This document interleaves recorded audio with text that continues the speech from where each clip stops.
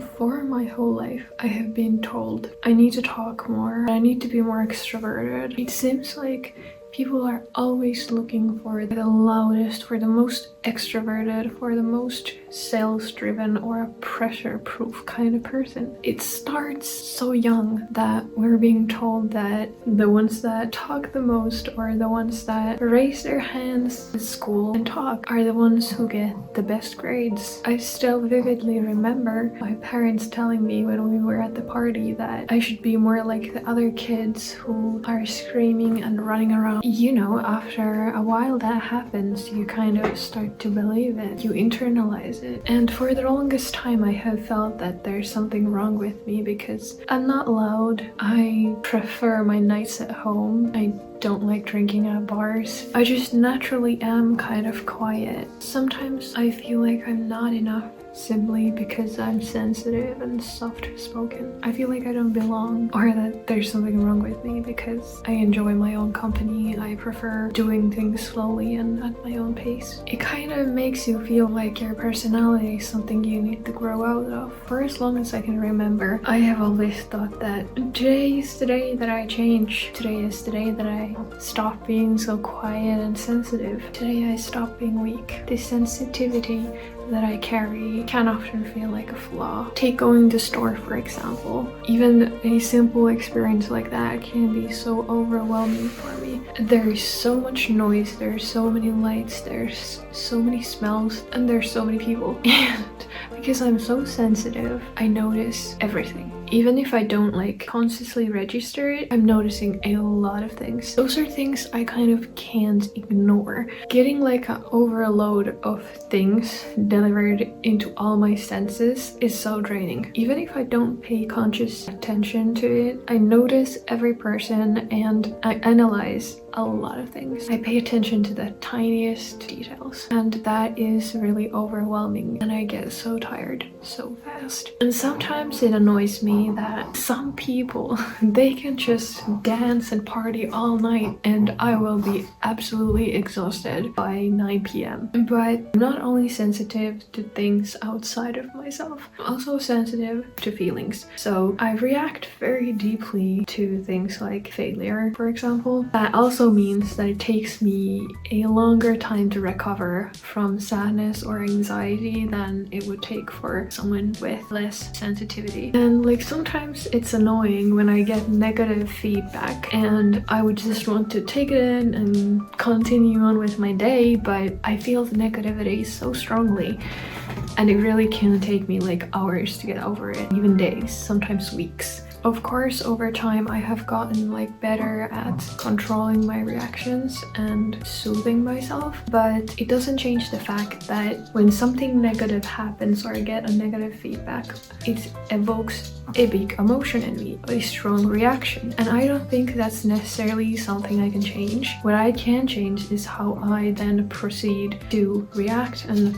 be with that emotion. Something that I've had to just accept is that I will probably always feel emotions very strongly. Emotions that I feel, like I feel them in my body, I feel them very strongly. I'm having sad thoughts in my brain, but also it feels like my whole body is being crushed. For the longest time, I used to feel like being this sensitive is only making my life harder. That being sensitive is just something that I need to get rid of because there is no positives. It won't help me in any way. My life will only get harder. But then I have slowly started to discover that being sensitive isn't only a weakness. It's not weakness at all, actually. I hope that after watching this video, you will start to discover the strength that can be found in sensitivity as well. First of all, because I'm so sensitive, it's easy for me to feel other people's emotions, and that helps me in being empathetic, and that also helps me to understand other people better. And because of that, I can connect so deeply with other people because you have such a gift that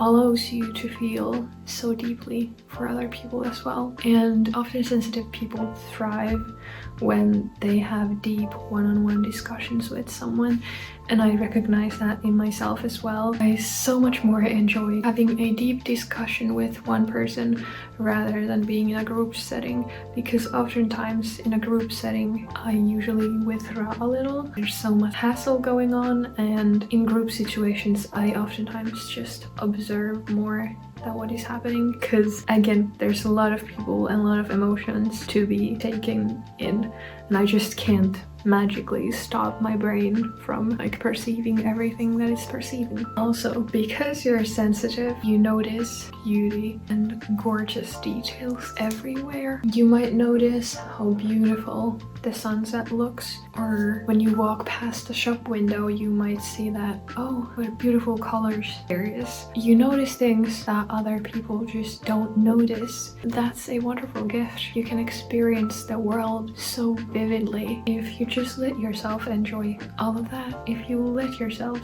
slow down and take in all the beautiful things that there is in the world. I dare say that sensitive people and art is one of the most powerful combinations that there is, because sensitive people, they can experience art so deeply. When I'm watching a movie, I'm actually feeling with the characters. Or when I read a book, if the book is greatly written, I can actually immerse myself so deeply into the world of the book. Like if the main character is eating something and it's being described in great detail, I can almost taste the taste in my mouth. Everything that can evoke good, amazing experiences in people. Sensitive people can feel that so much stronger. Being sensitive doesn't have to be about world feeling too much. If you allow yourself to enjoy and cherish the good things, being sensitive becomes kind of a superpower. And lastly, being sensitive is a good thing, because this world needs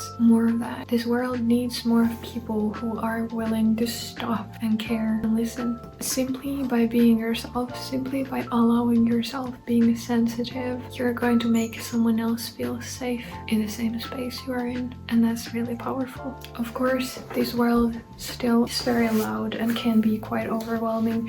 So now I'd like to share some things that have helped me. First, the most important thing. It's totally okay to choose to what you give your time and energy.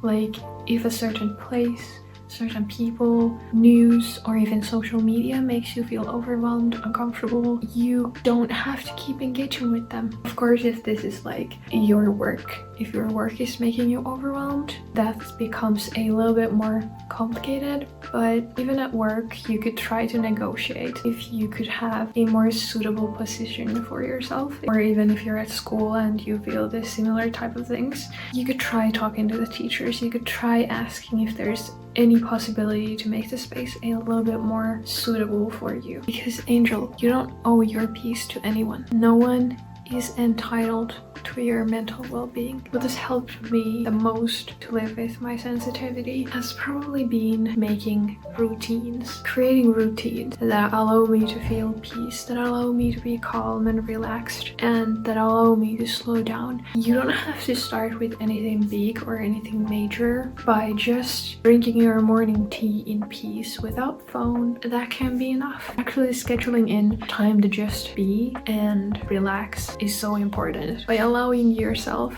to relax, to breathe, you're doing yourself a big favor. And then lastly, romanticizing my life is something that has helped me drastically. Romanticizing my life helps me notice the things that I'm experiencing, and it also like naturally kind of slows me down and helps me enjoy the moment. Because honestly, staying in the present moment and staying grounded is probably one of the most important things that a sensitive person can do for themselves. And if you only take one thing away from this video, let it be this: your sensitivity is a gift.